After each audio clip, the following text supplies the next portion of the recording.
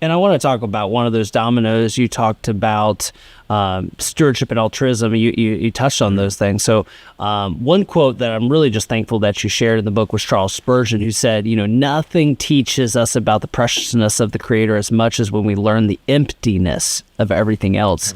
And so you surveyed countless crime scenes in your career. How does one assess in our own life, if you're just looking at the facts, looking, as things situated in the crime scene of someone's life, how do you determine if we have an idol in our life? Yeah, there's a lot of good questions you can ask. And some of them are obvious and others are not. And almost every crime I work is where somebody has misplaced their object of worship, because whether you're a believer or not, you worship.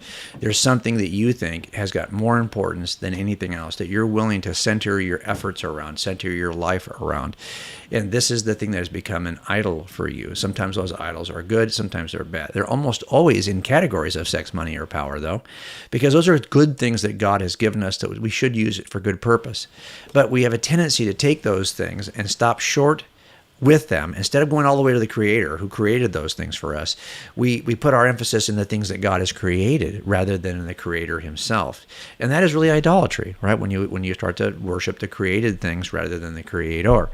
And so we have a tendency to do that. And so you're asking yourself, well, there's two ways you could do it, I suppose. One is you could look at the three categories and say, where is it in sex, money, and power that I've created something that's an idol? But what I tried to do in the book, in every chapter, is give you a way to leverage this, what I just taught you.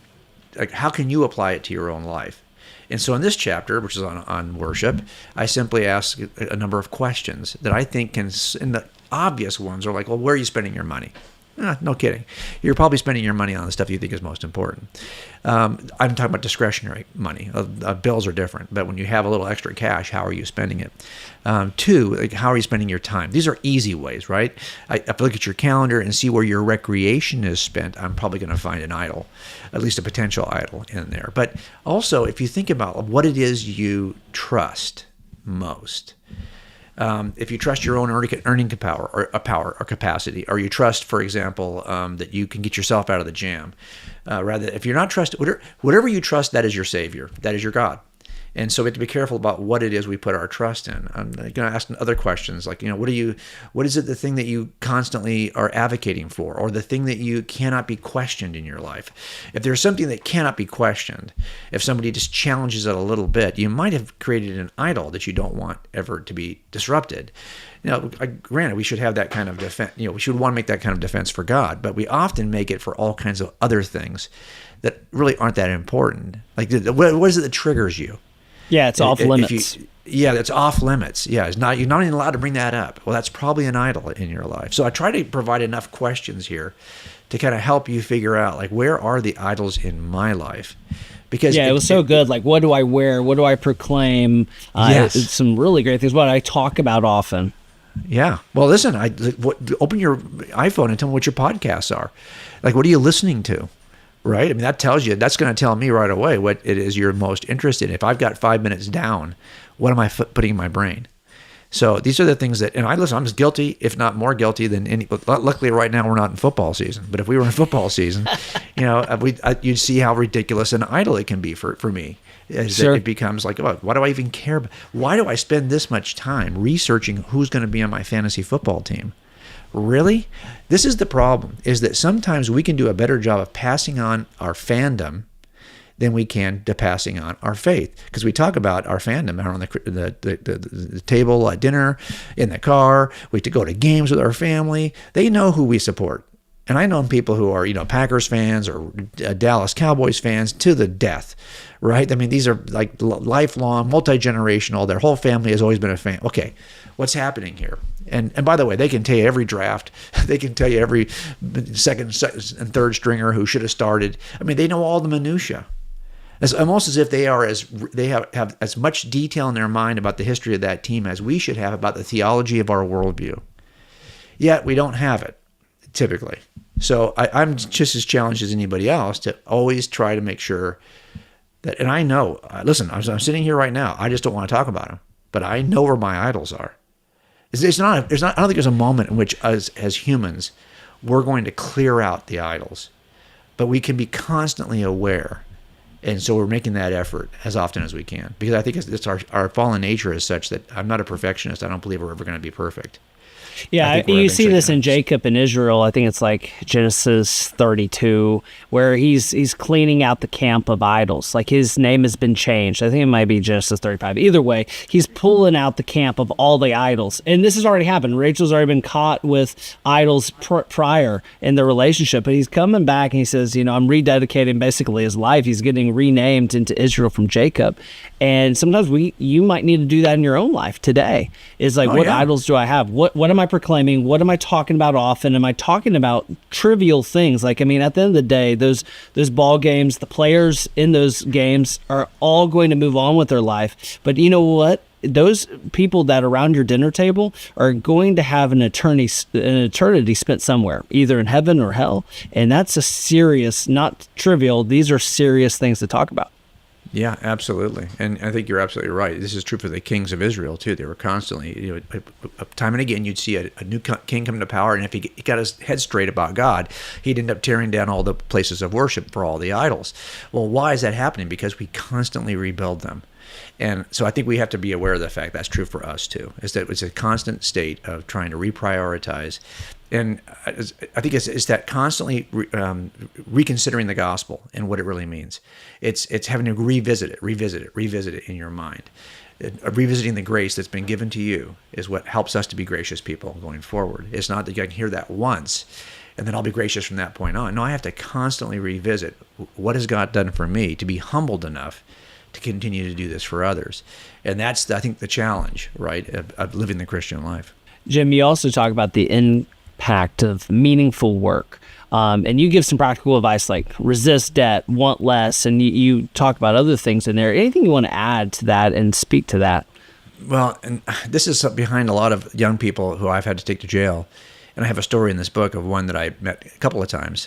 One time I gave him some advice because it struck me that he was just like me. We want the same things as men, as humans. We want a certain sense of comfort. We all have interest in sex, money, and power, but we're trying to make these, to have balance in these areas. He wants a home. He wants a car.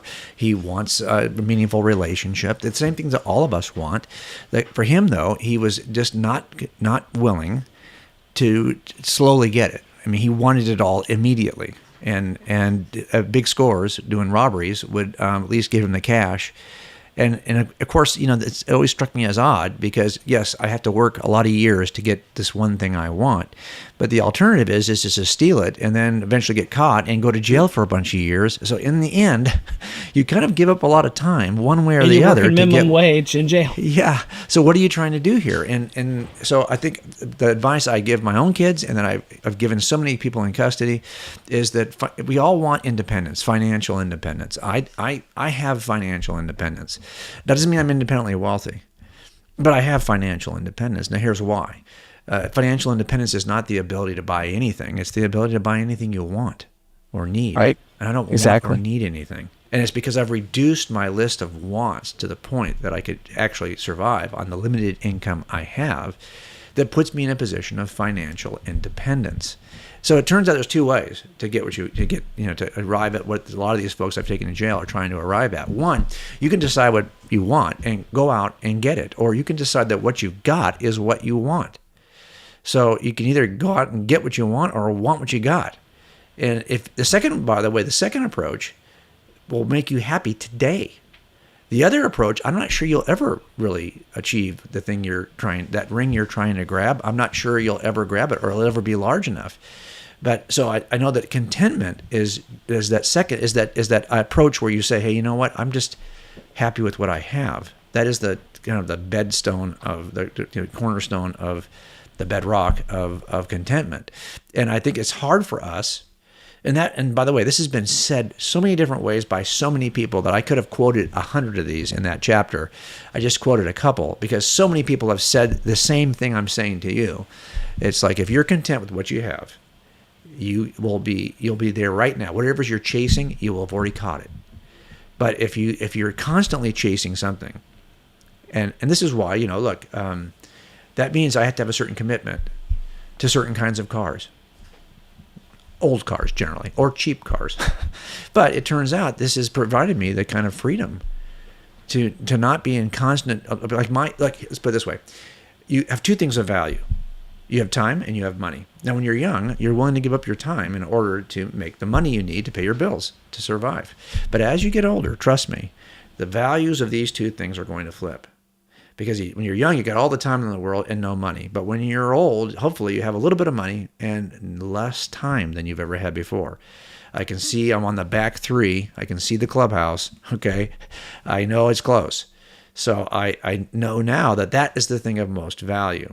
So I want to be in a position where I can leverage the thing of most value when it's important to leverage it. So that means for me right now is I cannot be in this position where I think I'm still building income. I have to be in a position where I'm moderating my wants and desires, because that is the quickest path to contentment, and it allows me the time I need to serve the kingdom, because I feel like this is the time when I should be preaching the gospel, writing as much as I can, doing the things that grow the kingdom in some way. And if I don't have time to do those things, it doesn't get done. But that's because I've tried to be content with what I have.